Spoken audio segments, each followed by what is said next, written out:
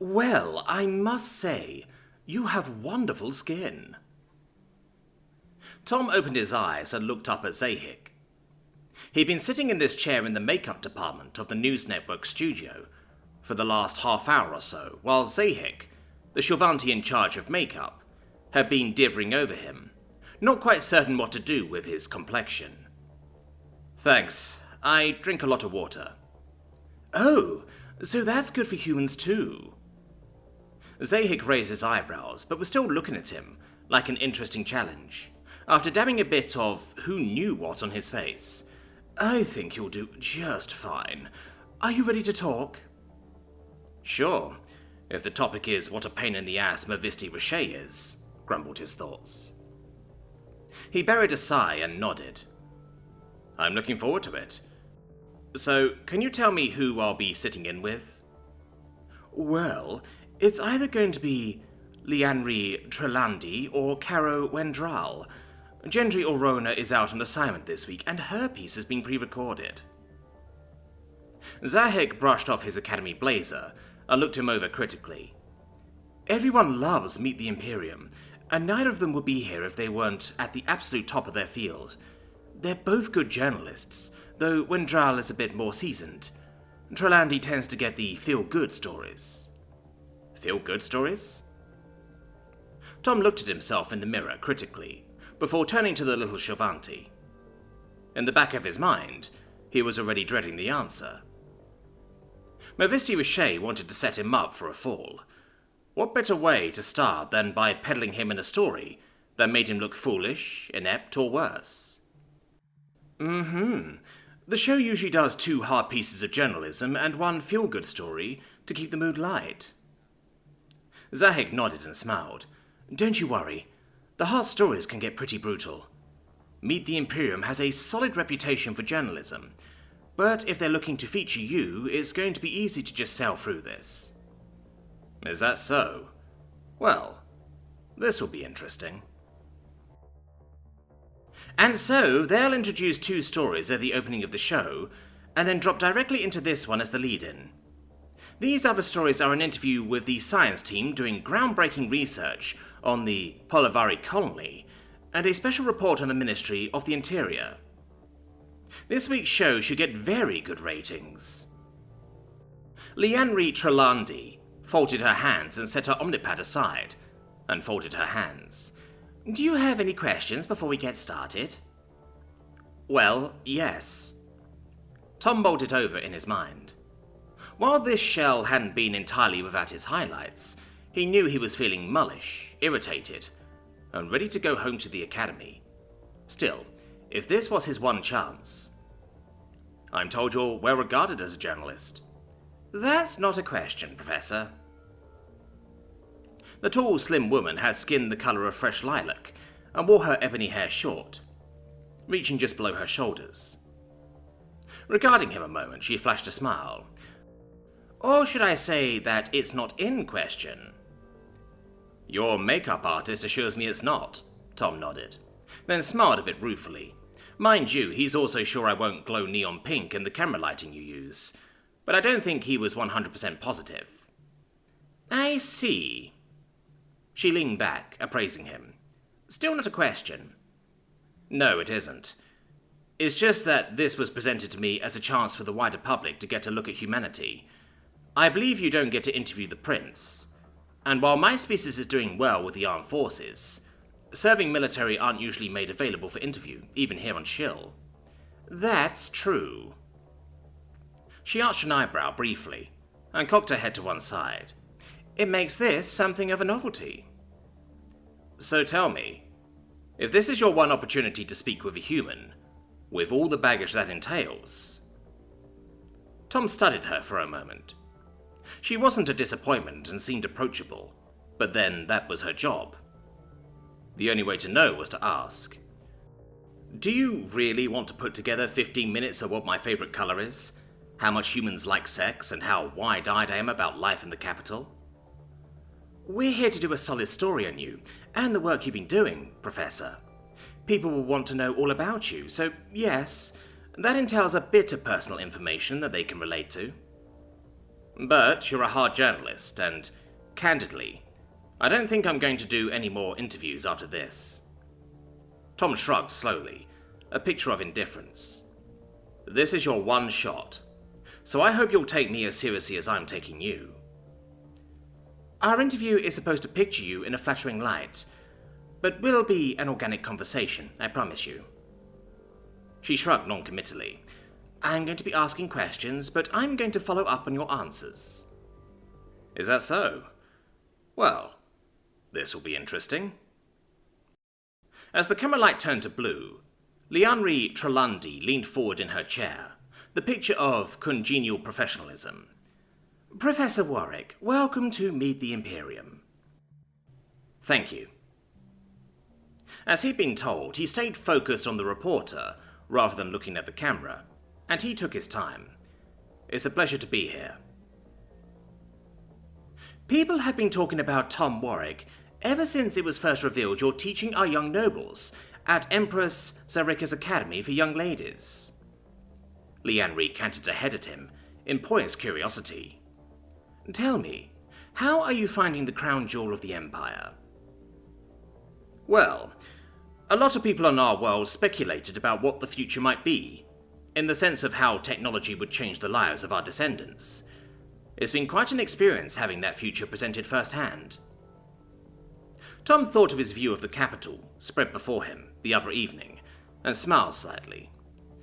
None of us expected the galaxy to come calling quite the way that it did, and it's been interesting to see how well our expectations match reality. For the most part, we were fairly close, though some humorists were wondering why you don't have jetpacks. I'm sure. Lianri blinked, but pressed on gamely. You're now teaching at one of the most prestigious academies on Shill. Given how well you seem to be adapting and settling in, tell us, are you seeing anyone? I am, actually. I spent several years at a bleak place in my life after my wife and daughter were killed during the landings, he said, nodding slowly to the reporter as he parceled out his thoughts. I have actually started a relationship recently. Just like Shilvanti, humans are very social beings. It's been an adjustment for me to learn some things that you take for granted, but it's put me in a good place in my life again, and I'm very hopeful. I see. Cut. Lianri paused and struggled for a moment before gesturing sharply at the camerawoman running the board. I'm sorry to hear about the death of your family, but I'm trying to create a positive outlook with this piece. A conversation about how you're getting on in the Imperium, not rehashing the liberation. Invasion, he corrected, or landing if you absolutely must. But I'm not here to justify your perspective. Look, I genuinely appreciate what I think you want to do here, particularly anything that puts the Academy in a good light. He looked at her pensively. But if you want to ask questions about my personal life, you get all of it. I'm not going to pretend the Imperium did me any favors by murdering my family, and if that is what you want, then I think we're done here. Lianri leaned back in her chair and contemplated him a bit, before running a hand through her hair. After a moment, she huffed a small sigh. Professor, that kind of interview tends to get far more invasive. Are you certain that's what you want? I came here ready to answer questions. Tom held up his hand. I hope that my work is going to have value for my students, the Academy, and by extension for humanity. If we talk about that, it's fine. If you want to ask my tips for picking up human men, or if we really can go all night long, I think we'll have wasted an opportunity to do something worthwhile. Lianri regarded him for a long moment. Our viewers will want me to ask a few personal questions. That's fine. I can't promise you a flower garden with all of the answers, he said calmly, before nodding his acquiescence. But you'll get the truth. All right, if that's the way you want it, that's the way you'll get it, she said harshly, but there was a hint of a smile there. Glancing at the camera tech, she settled back to look at Tom. Pick up in 3, 2... Just for our viewers, can you tell us, in your own words, what led you to your current position? I was contacted by Professor Pellavon in the course of her research sabbatical on Earth. and matters worked out for me to be offered a position with Empress Sarika's Academy for Young Ladies. Tom glossed over the circumstances in broad strokes, pressing ahead. The Academy has a long history of preparing its students for the challenges of new species within the Imperium. The program has occasionally been controversial, but it's proven its worth over the centuries. So, I suppose I'm just carrying on a tradition, but I believe we face the future best when we make informed choices. I hope that a mutual understanding will make both the Empire and my people stronger over time. An admirable aim, she nodded. In fact, many people are eager to finally meet our newest galactic neighbors for themselves. When do you think humanity will be ready to begin colonizing other worlds from a social perspective? Well, I'd have to ask what you mean by social perspective. A great deal has been made about human stamina and endurance. I think it's fair to say those traits were necessary to our survival. Humanity took it for granted, but in galactic terms, Earth appears to be relatively hostile for most of its history. As a species, we've invested a lot of that stamina and endurance not only in survival, but also in seeing what's over the horizon. We're inquisitive by nature, explorers, and I think that makes my people even better suited as colonists than we are as soldiers. Do you worry about how the subversive elements in humanity might pose a greater risk to human colonization efforts than anything they're likely to run into on the worlds you're given to expand on? She said, archly. That's an interesting question. Tom brooded for a moment. I like to think being given the chance to explore and expand on new worlds will demonstrate to humanity how we benefit from the Imperium. While the blessings of advanced medical care and restoring Earth's environment are tremendous boons, they're also somewhat passive. There's a difference between giving someone a gift and cooperating with someone on a project, and I sincerely believe that actively engaging my people will have a very positive effect. And the subversives will go away, just like that? I don't think there's any easy answer there. He shook his head dismissively. When the Imperium decided to incorporate my world through military action rather than negotiation, an ongoing resistance, at least for our generation, became inevitable. In making that decision, the Imperium came into our home and tacitly accepted the consequences without understanding what those might be. Setting that aside, I think opening new worlds to humanity will go a long way towards changing the narrative of what we represent to the galaxy, and how we see ourselves in relation to the Imperium. And perhaps how the Imperium sees you as well. Humanity has a huge diversity in its culture. There was even talk of your Academy collection going on tour. Tell me, are there aspects of human culture that are incompatible with Imperial culture? I don't think so, he said after a moment. By and large, the Imperium happened on Earth at a very fortunate point in our history. We'd passed into our atomic age, and we had to reassess how we handle conflict with one another. Had the Imperium come across Earth in the era of Genghis Khan, or Frederick the Great, or even Roosevelt, I think humanity's place within the Imperium would have gone down a very different road. It's a truism that technological sophistication and cultural sophistication are two very different animals. The Roman Empire would have understood the Shilvanti Imperium implicitly, even if it was ranks of bronze against exosuits. In the long term, I'm not sure the outcome would have been very good for either side.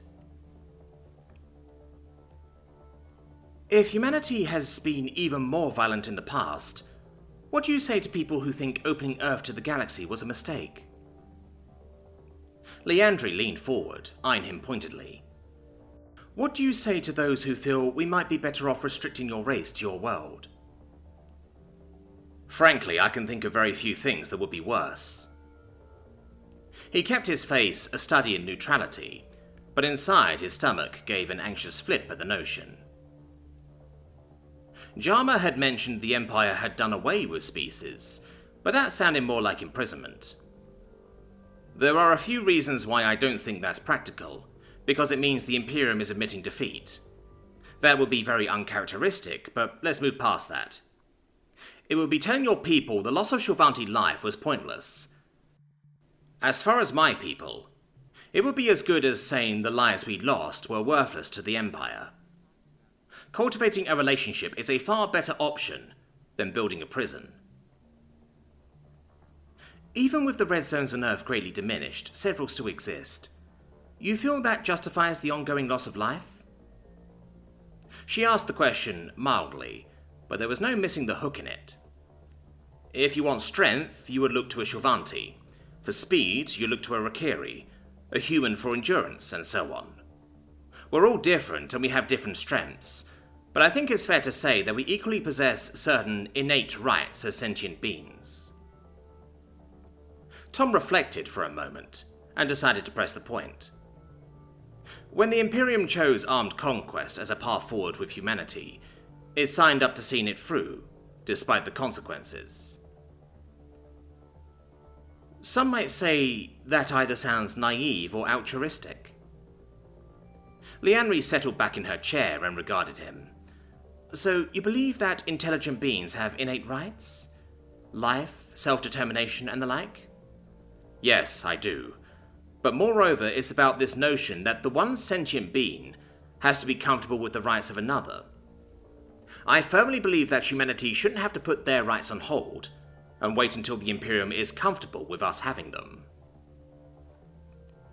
But what about when humans use their rights to cause injury to the Imperium and its citizens?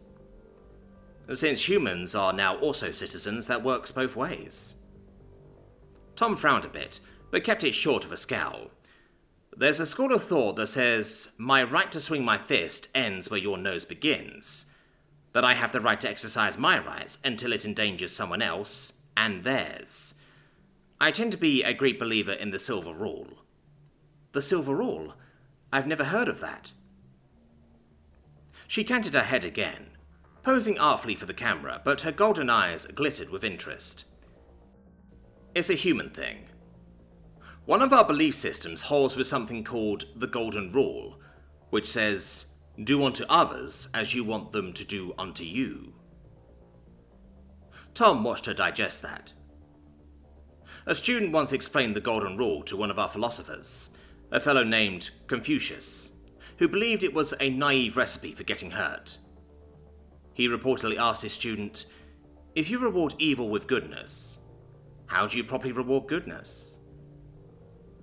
By the same token, he believed if people followed the Iron Rule, do unto others as you wish, then it was only a matter of time before someone would do that to you. Instead, the sensible thing was to follow the Silver Rule, do unto others as they do unto you. Reward virtues with kindness, but don't passively accept someone doing you harm. And what are your thoughts on the Imperium? She asked. What path do you see it following? I don't think there's any doubt the Imperium was practicing the Iron Rule when it arrived on my world. I think it's tried to follow the Silver Rule after that fact, though there have been some missteps along the way. He sighed, remembering all the people he'd met in the help groups. They'd still be back there on Earth, living lives of quiet desperation. It's fair to say there are portions of humanity that still aren't convinced, of course. Saying you're someone's friend is a lot more believable when you aren't holding a gun to their head. I do believe that's what the Imperium wants, but it's going to take first steps by both sides. He took a deep breath and considered everything that had happened. That's a part of why I came to the Academy, though it was also something of a leap of faith. Getting back to the Academy. Her smile was open now, as she asked, have you found any differences between our worlds in the teaching or learning styles that you've been exposed to since arriving here? I have, and it's been an interesting challenge. Not a personal question, then, and he felt a sense of relief. The Shulvanti approach to learning is very close to the style used in the Asian subculture of humanity, which is to say there's considerable emphasis on facts and learning by rote, rather than critical and exploratory thinking about how to incorporate how you learn into how you problem solve. I've introduced the methods I grew up with, and by and large the response has been very strong. It helps that I'm blessed with wonderfully gifted students. The other major difference between humanity and Shulvanti and the rest of the galaxy for that matter, is the biological one. Sexual dimorphism in humans veered left, where the rest of us went right. How do you see the gender split influencing humanity in the future, or the Empire? There was a hint of an alluring smile to tease her viewers, but Lianri kept it professional. Do you think it will be a boon to either species or a curse? Biology seems to have played by different rules on Earth, compared to the rest of the galaxy. But since our biology isn't going to change, I think it's going to be what we make of it. Tom pondered his talks with Jama, as he tried to come up with something more. I hope it can be a boon to both species. It's certainly going to be a learning process. Professor, as intrigued as most of the Empire is to get to know humanity better, there are occasional whispers that it's just not worth it to drag you into the galactic community, kicking and screaming. She looked at him thoughtfully, her tone of voice taking on the impatient hint of a parent lecturing a wayward child. What does humanity have to offer the Empire that would make the ongoing loss of so much blood and treasure worth it? I think there are always going to be people wanting to look backwards and call change a bad idea. The new and unfamiliar can be threatening, but I don't think anyone realistically believes that humanity can be kept on Earth now. The galaxy came calling, and for better or worse, the galaxy can't pretend we aren't there, any more than the rest of the universe is going to disappear for the portion of humanity that reviles the Empire for how it arrived. That's very strong language, Professor. The Imperium is doing a lot to bring humanity forward. It is, he nodded, but I think it's worth counting the cost to humanity. If I stab you in the shoulder, then treat your wound, that doesn't just negate the injury. It may make up for some of it, but it doesn't make it disappear. He shook his head. Jama would probably have told him to play the man card, but the question still made him angry. I can't deny that I have hard feelings over the death of my family, because if the Imperium had come as a gift, put in the time to negotiate, humanity would have flocked to it in droves for its advantages and opportunities. I think a great cost was inevitable from the moment the Imperium decided to put a premium on expedience, instead of approaching us like sentient beings. Humanity had no way of reaching the Imperium, no way to be a threat, and time was entirely on the Imperium's side. It was a mistake, but it was one we were familiar with ourselves. How so? She asked, giving him that inquisitive Shorvanti pose, and Tom seized on it.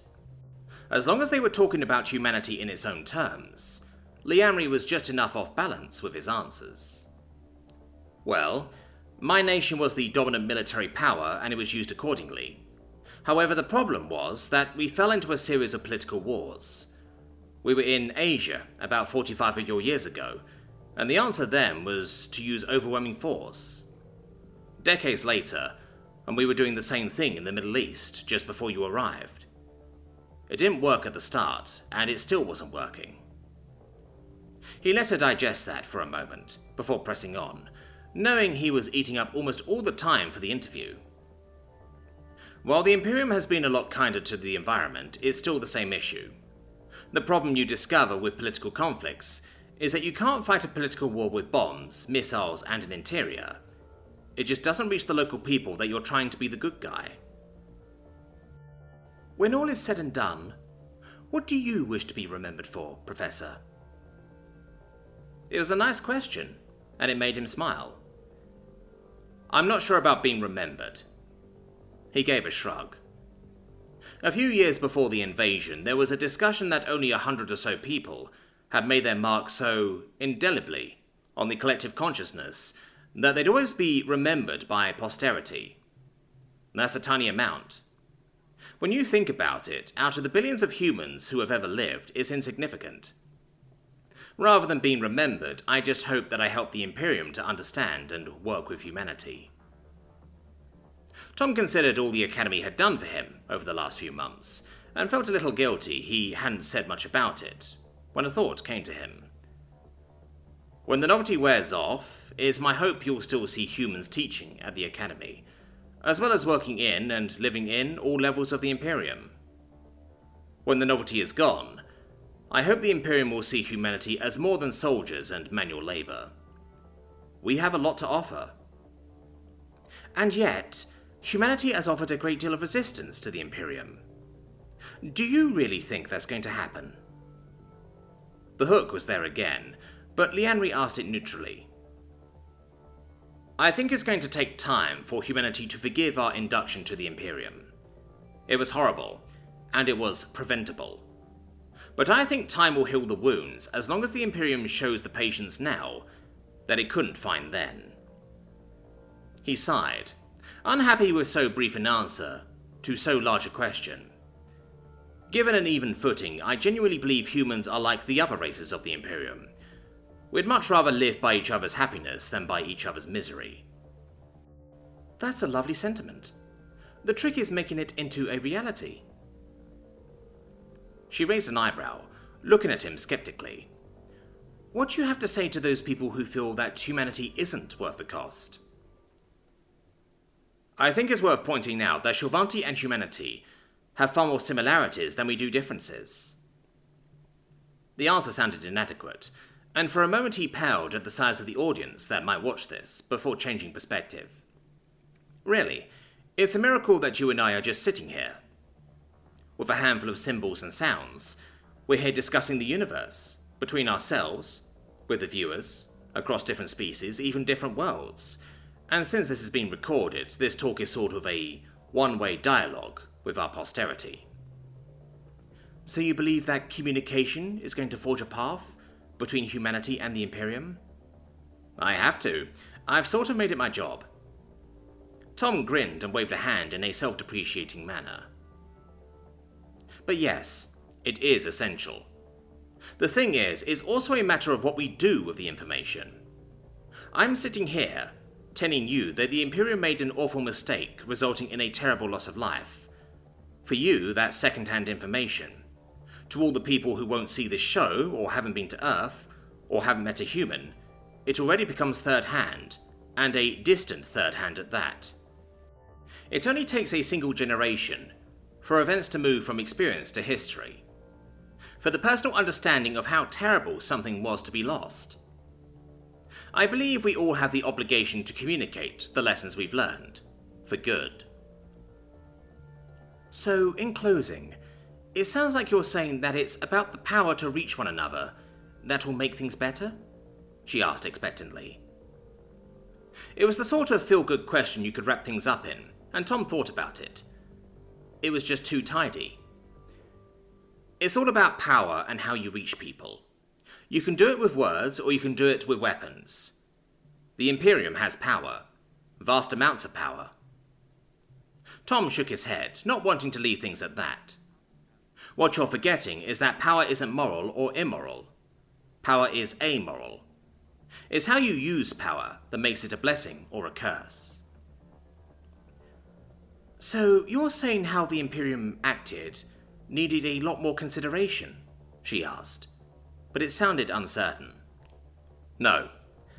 Considering the past lets you learn from it, but there's no changing the past. And I'm talking about today, and all the tomorrows. Tom settled back in his chair, but gave her a sad smile. What I'm saying is that the Imperium should give a lot more consideration to what I just said about power.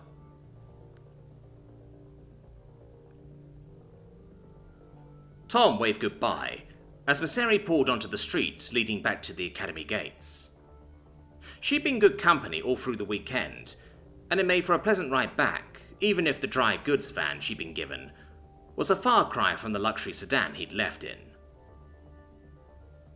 It was only mid-afternoon, and the camper seemed to be going about its usual routine. His lodging still didn't feel quite like home, but it really was getting there. He shouldered his bag and watched the van pull away for a moment longer. There was time to relax, at least. Tomorrow he'd need to get in touch with Ganya. As head administrator, she wanted a word about how the interview went before it aired, though thankfully it didn't look like there were any calamities in the offing. Given the briefing before he left, it was just as likely she wanted a pound of flesh from Mavisti Roche before the next alumni meeting. He grinned as he thought about that and headed inside. Fuzzy duck. There was also Mivere to deal with, and that gave him pause. Things had been tense between them before he left. At least, there was the promise of a talk. He could work with that. Hopefully. Slipping his omnipad against the door, he shouldered his way inside. Welcome home. Tom looked into the living room. Miv? I'm in the bedroom. I'll be right there. Setting his bag down just inside the door, Tom looked about the living room. Several of her books were there on the coffee table, and it looked like she'd been working. The kitchen, on the other hand. Tom stepped over to the galley, slowly. Traces of flour still covered most of the counter, floor, and some of the appliances. The bottle of paprika was sitting by the sink, which still had his frying pan sitting in it, but there, in the center of the counter, was a plate of fried chicken. You cooked? Mivere wasn't bad in the kitchen, but she wasn't great either. If she hadn't been such a fan of fruit, there were times he thought she'd have starved. Setting a fingertip on one of the chicken breasts, he felt it. Cold, but it smelled just right. This looks great. Well, I tried. It didn't work out. Well, not at all, but I tried. I think I had it, but the flour bag it exploded when I was shaking it. She called out before stepping into the room. I went out to Human Food and got us takeout. She was clad in the purple bikini. Tom froze, his eyes drinking in the sweeping lines of her body. She blushed furiously as his gaze roamed over her, but she lit up when he smiled. You put it on for me, he said quietly, stepping closer and looking her over, before looking into her eyes. This is a nice welcome home. I'm hoping this means we're okay. Mivere looked up to meet his eyes. This means... Well, I was behaving like an absolute Grinshaw last week. I was so worried. And when I talked to Shalea, I realized I was being foolish. She was still blushing, but looked at him bashfully. Please, forgive me? I still don't know why, and I hope you're going to explain it to me. He smiled, shoving aside what Miv's talk with Shalea might mean for his date with her. There was time to think about that later, but totally forgiven, love. Love? Her eyes opened wider, startled. It's something I haven't called anyone in a long time. Reaching up to stroke her cheek, he shrugged. I was sitting around the kitchen talking to the restaurant's cook, and I told them about you, and I realized it was about time I did. You're all right with that? Mivere asked tentatively, biting her lower lip, and her eyes glistened. She blinked away tears and stepped toward him, wrapping her arms around his shoulders and looking down into his eyes. I always understood. I never wanted to push. I know, and I'm more than all right with it, he said with an easy smile, then grinned. Here I thought I'd have a story to tell you, and the best part is coming home to my lady in a bikini with a plate of fried chicken. How can it not be love? Miv hugged him so hard he thought his ribs creaked. Air, honey, air, he laughed, as she let go, slightly. Not that I mind, especially the bikini. I didn't think you were ever going to put it on again, after trying it on. Well, about that. Lamana Duvari ground her teeth and seethed. Things had been going so well. The objective was safe. The music classes were going well, and she'd rediscovered how much she enjoyed playing. Even lending her time to coach the swimming team had been a happy diversion. Until today. At first, she couldn't believe her eyes. She'd come down to the pool as part of her cover to help coach swimming practice. And there were 10 of them. 10! They were proud of it. It had taken all of her self-control to calmly ask, what they were wearing, and what they thought they were doing. It wasn't as if she had a choice, the objective was one of them. She was actually wearing one. She'd been standing there on the verge of apoplectic anger when the human and Professor Pelavon came into the view. She was even wearing one. "You!" she hissed and strode over, stumping her feet to try and vent some of her frustration. Goddess, if the Empress found out. "The Shovanti Bikini team. This is all your fault!"